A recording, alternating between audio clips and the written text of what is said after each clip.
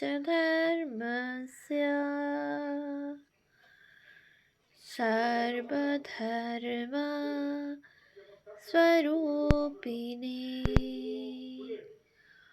अवतार वरिष्ठाय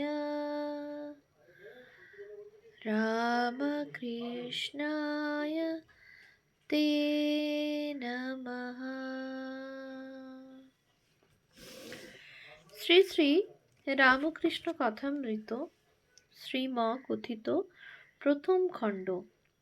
তব কথামৃতম তপ্ত জীবনম কবিভিড়িতম কলমশাপহম শ্রবণমঙ্গলম শ্রীমদাততম ভুবি গৃণন্তি ये ভুরিদা জনা।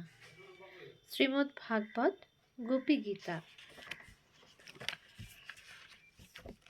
পৃষ্ঠা সংখ্যা 17।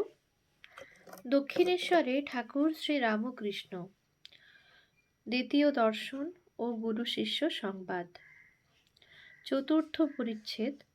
অজ্ঞানতিমিরান্ধস্য জ্ঞানাঞ্জনশলাকয়া চক্ষুরুন্মীলিতং येन তস্मै শ্রীগুরবে নমঃ। মাস্টারকে তিরস্কার ও তাহার অহংকার চূর্ণকরণ। শ্রী রামকৃষ্ণ মাস্টারের প্রতি। তোমার কি বিবাহ হয়েছে? মাস্টার: আজ্ঞে হাঁ। শ্রী রামকৃষ্ণ শিহরিয়া: ওরে রামলাল, যা, বিয়ে করে ফেলেছে। শ্রীযুক্ত রামলাল ঠাকুরের ভ্রাতুষ্পুত্র ও কালীবাড়ির পূজারী। মাস্টার ঘোরতর অপরাধীর ন্যায় অবাক হইয়া অবনত মস্তকে চুপ করিয়া বসিয়া রহিলেন। ভাবিতে লাগিলেন, বিয়ে করা কি এত দোষ? ঠাকুর আবার জিজ্ঞাসা করলেন, তোমার কি ছেলে হয়েছে? মাস্টারের বুক ঢিপ ঢিপ করিতেছে। ভয়ে ভয়ে বললেন, আজ্ঞে, ছেলে হয়েছে। ঠাকুর আবার আক্ষেপ করিয়া বলিতেছেন, যাহ, ছেলে হয়ে গেছে। তিরস্কৃত হইয়া তিনি স্তব্ধ হইয়া রহিলেন। তাহার অহংকার চূর্ণ হইতে লাগিল। কিয়ৎক্ষণ পরে ঠাকুর শ্রী রামকৃষ্ণ আবার কৃপা দৃষ্টি করিয়া সস্নেহে বলিতে লাগিলেন, দেখো, তোমার লক্ষণ ভালো ছিল। আমি কপাল, চোখ এসব দেখলে বুঝতে পারি। আচ্ছা, তোমার পরিবার কেমন? বিদ্যাশক্তি না অবিদ্যাশক্তি? জ্ঞান কাহাকে বলে? প্রতিমা পূজা। মাস্টার: আজ্ঞা ভালো, কিন্তু অজ্ঞান। শ্রী রামকৃষ্ণ বিরক্ত হইয়া: আর তুমি জ্ঞানী?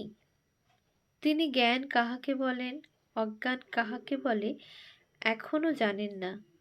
এখনো পর্যন্ত জানিতেন যে লেখাপড়া শিখিলে ও বই পড়িতে পারিলে জ্ঞান হয়। এই ভ্রম পরে দূর হইয়াছিল। তখন শুনিলেন যে ঈশ্বরকে জানার নাম জ্ঞান, ঈশ্বরকে না জানার নামই অজ্ঞান। ঠাকুর বলিলেন, তুমি কি জ্ঞানী? মাস্টারের অহংকারে আবার বিশেষ আঘাত লাগিল। শ্রী রামকৃষ্ণ: আচ্ছা, তোমার সাকারে বিশ্বাস না নিরাকারে? মাস্টার অবাক হইয়া স্বগত: সাকারে বিশ্বাস থাকলে কি নিরাকারে বিশ্বাস হয়? ঈশ্বর নিরাকার এ বিশ্বাস থাকিলে সাকারে বিশ্বাস কি হইতে পারে? বিরুদ্ধ অবস্থা দুটাই কি সত্য হইতে পারে? সাদা জিনিস দুধ কি আবার কালো হতে পারে? মাস্টার: আজ্ঞা, নিরাকার, আমার এইটি ভালো লাগে। শ্রী রামকৃষ্ণ: তা বেশ, একটাতে বিশ্বাস থাকলেই হলো। নিরাকারে বিশ্বাস, তা তো ভালোই। তবে এই বুদ্ধি করো না যে এইটি কেবল সত্য আর সব মিথ্যা। এইটি যেন যে নিরাকারও সত্য, আবার সাকারও সত্য। তোমার যেটি বিশ্বাস সেইটি ধরে থাকবে।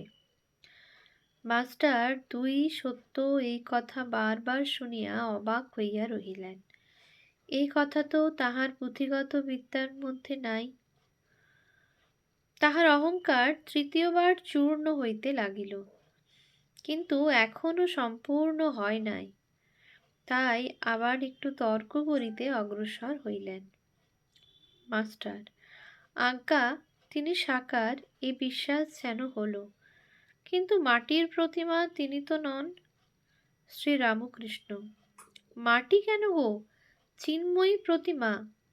মাস্টার চিন্ময়ী প্রতিমা বুঝিতে পারিলেন না, বলিলেন, আচ্ছা, যারা মাটির প্রতিমা পূজা করে তাদের তো বুঝিয়ে দেওয়া উচিত যে মাটির প্রতিমা ঈশ্বর নয়, আর প্রতিমার সম্মুখে ঈশ্বরকে উদ্দেশ করে পূজা করা উচিত। লেকচার ও ঠাকুর শ্রীরামকৃষ্ণ। শ্রীরামকৃষ্ণ বিরক্ত হইয়া, তোমাদের কলকাতার লোকের ওই এক, কেবল লেকচার দেওয়া আর বুঝিয়ে দেওয়া। আপনাকে কে বোঝায় তার ঠিক নাই, তুমি বোঝাবার কে? যার জগৎ তিনি বুঝাবেন। যিনি এই জগৎ করেছেন, চন্দ্র সূর্য মানুষ জীবজন্তু করেছেন, জীবজন্তুদের খাবার উপায় লালন করবার জন্য মা বাপ করেছেন, মা বাপের স্নেহ করেছেন, তিনিই বুঝাবেন। তিনি এত উপায় করেছেন আর এই উপায় করবেন না? যদি বুঝাবার দরকার হয় তিনিই বুঝাবেন, তিনি তো অন্তর্যামী। যদি ওই মাটির প্রতিমা পূজা করাতে কিছু ভুল হয়ে থাকে, তিনি কি জানেন না তাকেই ডাকা হচ্ছে? তিনি ওই পূজাতেই সন্তুষ্ট হন। তোমার ওর জন্য মাথা ব্যথা কেন? তুমি নিজের যাতে জ্ঞান হয়, ভক্তি হয়, তার চেষ্টা করো।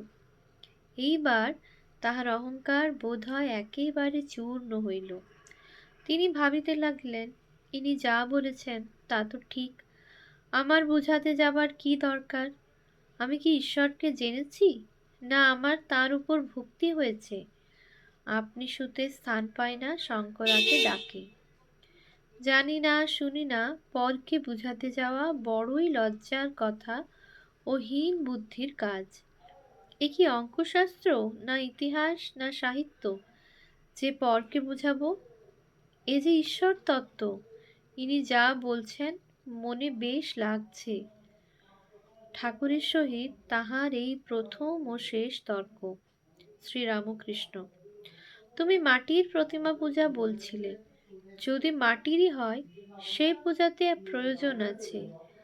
নানা রকম পূজা ঈশ্বরই আয়োজন করেছেন, যার জগৎ তিনিই এসব করেছেন অধিকারী ভেদে। যার যা পেটে সয় মা সেই রূপ খাবার বন্দোবস্ত করেন। এক মার 5 ছেলে, বাড়িতে মাছ এসেছে। মা মাছের নানা রকম ব্যঞ্জন করেছেন, যার যা পেটে সয়। কারোর জন্য মাছের পলোয়া, কারোর জন্যে মাছের অম্বল, মাছের চচ্চড়ি, মাছ ভাজা, এই সব করেছেন। যেটি যার ভালো লাগে, যেটি যার পেটে সয়। বুঝলে? মাস্টার, আজ্ঞা হাঁ। পঞ্চম পরিচ্ছেদ। সংসারার্ণব ঘোরে ইয়ঃ কর্ণধার স্বরূপকঃ নমস্তু রামকৃষ্ণায় তস্मै শ্রীগুরবে নমঃ। ভক্তির উপায়। মাস্টার বিনীতভাবে, ঈশ্বরে কি করে মন হয়? শ্রীরামকৃষ্ণ, ঈশ্বরের নাম ও গুণগান সর্বদা করতে হয়, আর সৎসঙ্গ, ঈশ্বরের ভক্ত বা সাধু, এদের কাছে মাঝে মাঝে যেতে হয়। সংসারের ভিতর ও বিষয় কাজের ভিতর রাত দিন থাকলে ঈশ্বরে মন হয় না। মাঝে মাঝে নির্জনে গিয়ে তাঁর চিন্তা করা বড় দরকার। প্রথম অবস্থায় মাঝে মাঝে নির্জন না হলে ঈশ্বরে মন রাখা বড়ই কঠিন। যখন চারাগাছ থাকে তখন তার চারিদিকে বেড়া দিতে হয়, বেড়া না দিলে ছাগল গরুতে খেয়ে ফেলে। ধ্যান করবে মনে, কোণে ও বনে, আর সর্বদা সদৌসৎ বিচার করবে।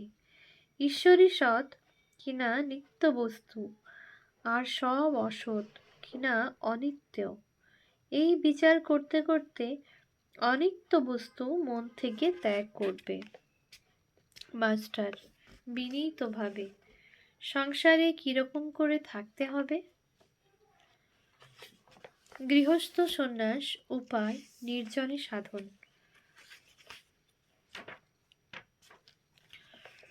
শ্রীরামকৃষ্ণ। সব কাজ করবে কিন্তু মন ঈশ্বরেতে রাখবে। স্ত্রী, পুত্র, বাপ মা সকলকে নিয়ে থাকবে ও সেবা করবে যেন কত আপনার লোক, কিন্তু মনে জানবে যে তারা তোমার কেউ নয়। বড় মানুষের বাড়ির দাসী সব কাজ করছে, কিন্তু দেশে নিজের বাড়ির দিকে মন পড়ে আছে। আবার সে মনিবের ছেলেদের আপনার ছেলের মতো মানুষ করে, বলে আমার রাম আমার হরি, কিন্তু মনে বেশ জানে এরা আমার কেউ নয়। কচ্ছপ জলে চড়ে বেড়ায়, কিন্তু তার মন কোথায় পড়ে আছে জানো? আড়াই পড়ে আছে, যেখানে তার ডিমগুলি আছে। সংসারের সব কর্ম করবে, কিন্তু ঈশ্বরে মন ফেলে রাখবে। ঈশ্বরে ভক্তি লাভ না করে যদি সংসার করতে যাও, তাহলে আরও জড়িয়ে পড়বে।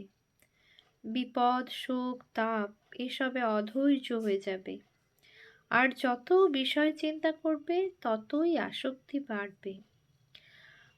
তেল হাতে মেখে তবে কাঁঠাল ভাঙতে হয়, তা না হলে হাতে আঠা জড়িয়ে যায়। ঈশ্বরে ভক্তিরূপ তেল লাভ করে তবে সংসারের কাজে হাত দিতে হয়। কিন্তু এই ভক্তি লাভ করতে হলে নির্জন হওয়া চাই। মাখন তুলতে গেলে নির্জনে দই পাততে হয়। দইকে নাড়ানাড়ি করলে দই বসে না।